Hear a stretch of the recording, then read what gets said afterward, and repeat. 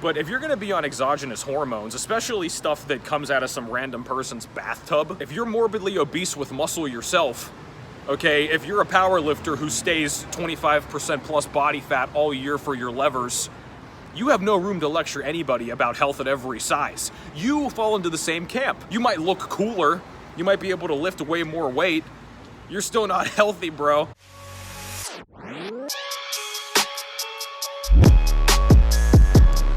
Chest up, shoulders back. Welcome to Revival Fitness, everybody. Your home for gains and brains.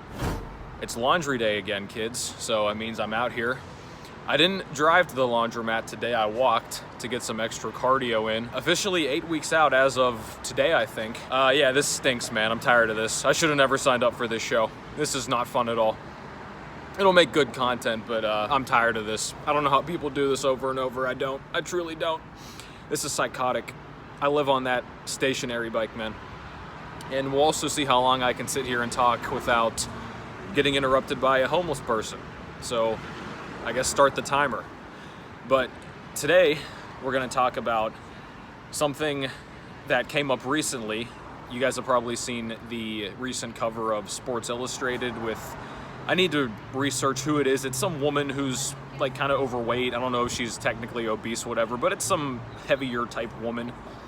Really, I don't even think she is obese, right? But, you know, it's starting all the usual waves it does among, like, the fit people, right? Like, oh, we're glorifying obesity and illness and all. And I've talked about that type of thing before, too, guys. You remember the old Cosmopolitan cover, This Is Healthy? It had those really, really heavy women on it. That's the media now, okay? I mean, it doesn't matter if it's Sports Illustrated, swimsuits, any sort of clothing company. Really, I've seen commercials recently for, like, Gatorade, and they had this morbidly obese woman doing, like, yoga on it. It might have been the same woman from the Cosmo cover, but that's marketing now, guys, right? You know, everybody in the country is getting fatter and fatter, so they have to pander to that. It is what it is, okay?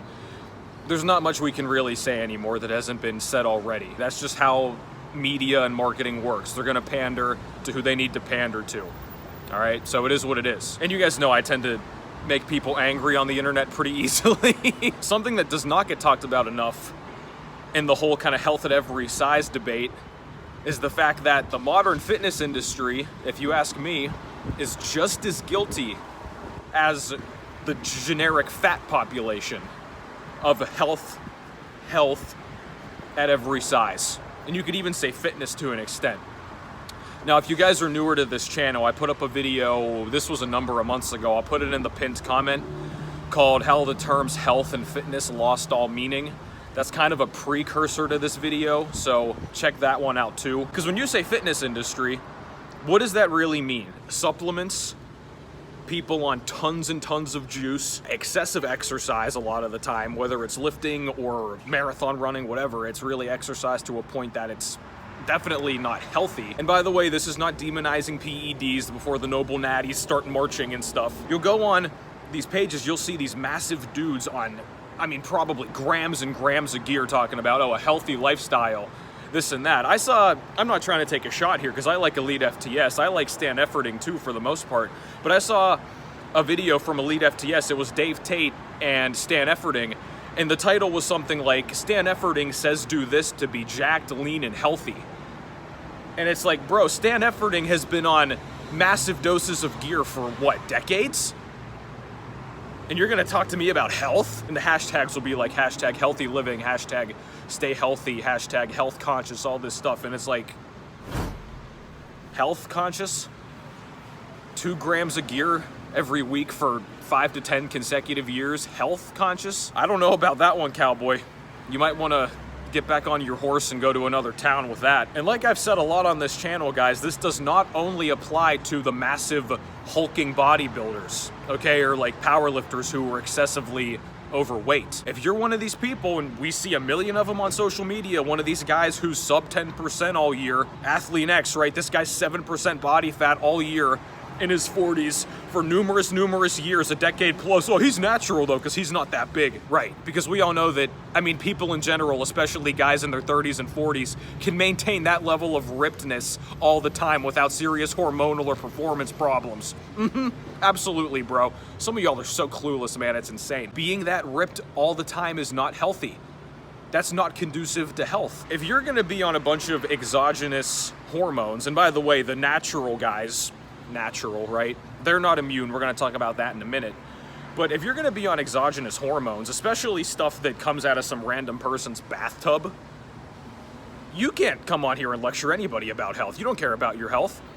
Not to the fullest extent. Now, you can still eat healthier foods per se, you know what I mean, and keep your cardio conditioning up, right? You can do that, obviously. But if you're going to be injecting exogenous hormones into yourself... I mean, basic, your tests, D-ball, it's just basic stuff. For nothing more than improving performance or vanity or whatever reason, business purposes even, you can't claim to 100% care about your health. If you ask me, the only legitimate scenario in which you can be 100% health conscious and still do any sort of, I guess, exogenous hormones would be doctor-prescribed HRT or TRT. And even then, you guys have to understand this, most of the guys, well, 99% of the guys on social media who say they're just on TRT, they're on way more than any legitimate TRT dose, okay? So once again, guys, like I've been saying in other videos, this whole game is skewed in, it's a circus at this point. Everybody's lying through their teeth. Everybody's lying about how much they take, what they take, if they take it. The whole thing is a joke. I have a video coming up. I don't even want to tell you the title because that's going to make a lot of people mad too. I'm so good at making people mad, aren't I? I'm just the worst. This guy has like a V8 engine in his Mazda and a spoiler on it. That's what you're going to soup up your Mazda, dude? Okay. But the truth hurts, guys. People today still think that their favorite pro athletes are natural. I mean, you can't open some people's eyes, man. They're completely clueless.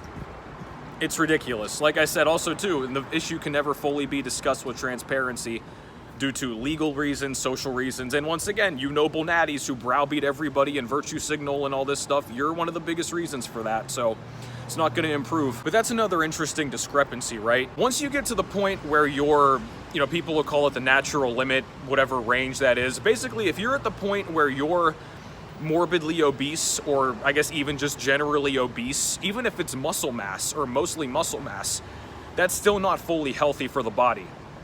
Okay, carrying excess weight, muscle or fat, and again, having more muscle versus fat is obviously better, okay?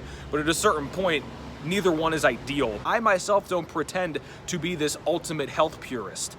I've been taking my nutrition more seriously since I started cutting. I've been kind of on my whole, farmers, raw milk, grass-fed, pasture-raised kick now. I do think that's better than eating just the normal food that they're gonna, throw into big factory farms and such. But regardless, guys, I don't claim to be the most health-minded person. I don't really want to live until I'm 90, 100 years old.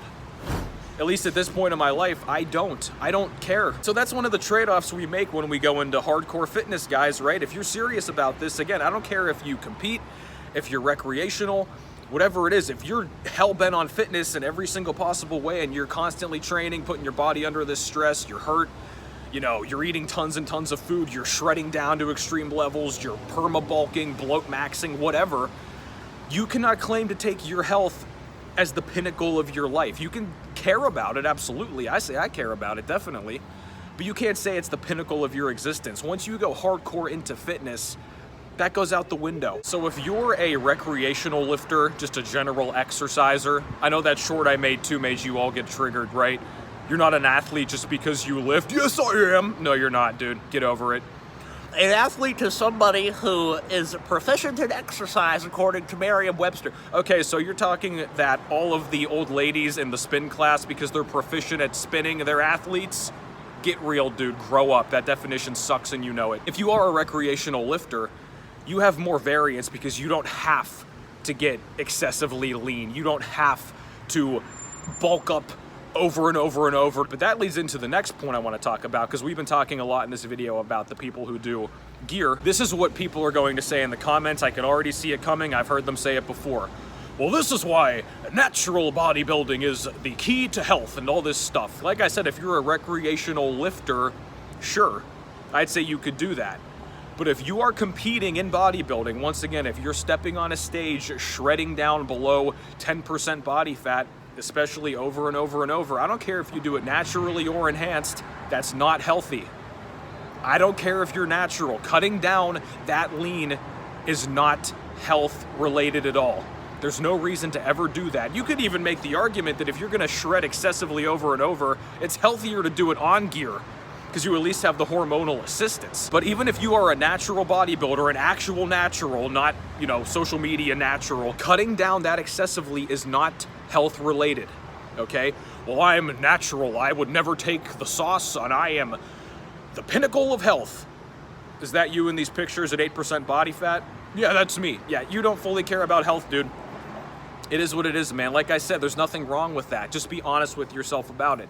I don't fully care about health. If I fully cared about health 100% to the maximum, I would not be doing this competition. I would rather accomplish crazy things, do crazy stuff with my life, go far, push things to the limit, etc., and clock out at 65, 70, maybe 60, than live until I'm 90 or 100 and have somebody wiping my ass. I know a lot of you aren't going to agree with that, and you're entitled to your own opinion. I don't tell you how to think here. I'm just speaking for myself. And I'm sure the older you get, the more this changes, right? Especially if you have children and all that stuff, right? Which that's a whole nother topic too, by the way. You see these guys who come on here and they have kids, right? And they still blast tons of gear.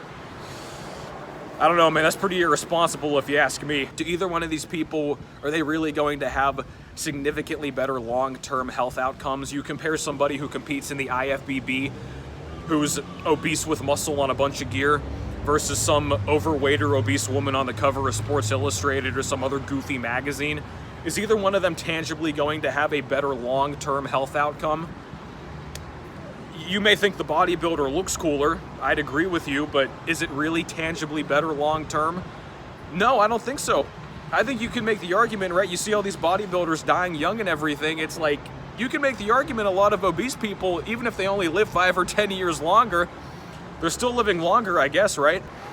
But this has been the video, guys. As always, thank you for watching. Be sure to like, comment, sub, share this with somebody who needs to see it. Big ups, as always, to the Patreon supporters and the channel members. Hit me up in the links below for online consultations, coaching, and custom programming to help you hit your goals faster. So, big love to you all, and I'll catch you next time.